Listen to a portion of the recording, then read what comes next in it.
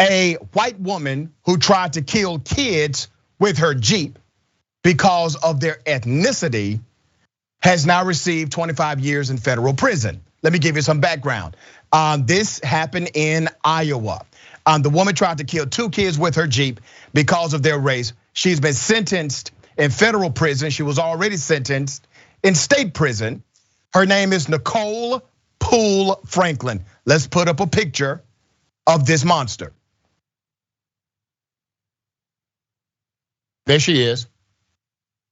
She already was sentenced for attempted murder on the state level, was convicted now of 2 federal hate crimes. Let me give you how this unfolded. A white woman who said she did try to kill 2 children by running over them with her SUV because of their race was sentenced on Thursday to 25 years in federal prison on 2 hate crime charges. Nicole Poole Franklin, 43, of Des Moines, Iowa, had already been sentenced to 25 years on 2 counts of attempted murder at the state level.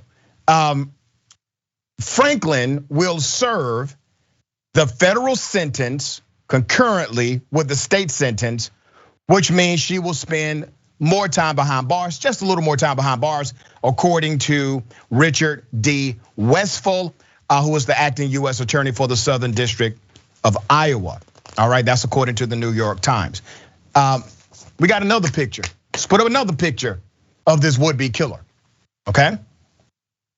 Franklin's first attempt at murder began around 3:30 p.m. on December 9th in 2019. That's when she drove her Jeep Grand Cherokee by kids she assumed were Middle Eastern, African or Mexican. The Times notes. Franklin jumped the curb and hit one of the kids who was a 12-year-old black boy. His injuries included pain, cuts, bruising, and swelling. She wasn't done, ladies and gentlemen. An hour later, in the city of Clive, Franklin saw a 14-year-old girl walking on the sidewalk who she believed was Mexican. Again, she jumped the curb and hit the girl.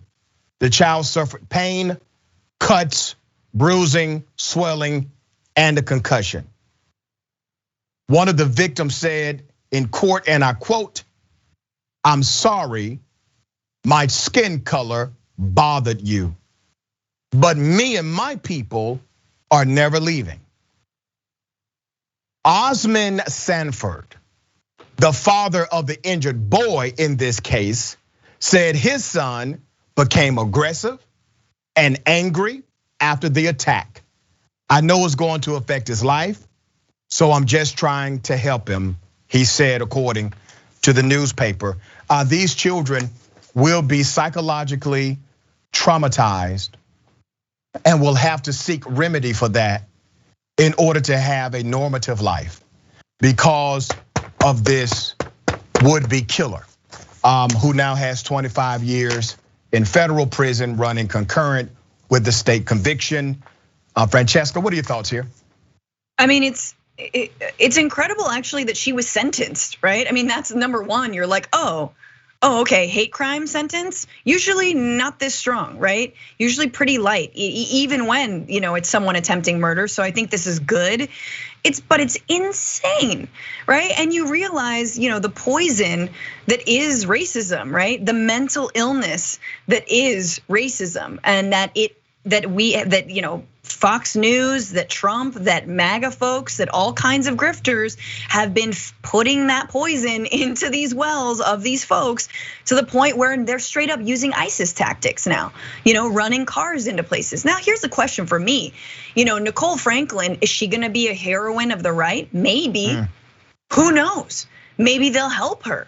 Like the difference is that she went after children just sort of on the sidewalk. They weren't participating in a Black Lives Matter march, but if they were, she might be a hero.